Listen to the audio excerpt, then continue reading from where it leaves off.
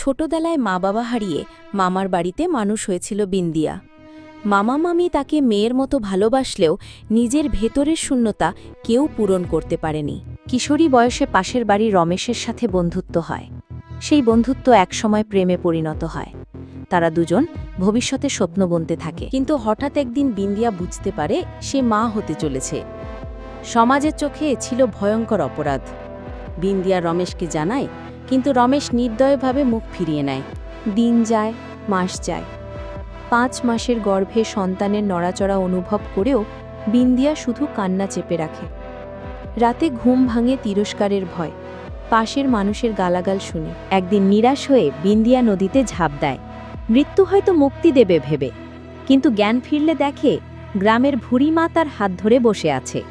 তিনি বললেন, মা হওয়া অভিশাপ নয়, আশীর্বাদ।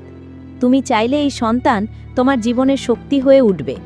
আজ বিন্দিয়া শুধু একজন কুমারী মাতা নয়, বরং সংগ্রামী নারী, যে হাজার মেয়েকে শেখায় অন্ধকারের ভেতর থেকেও আলো জন্ম নিতে পারে।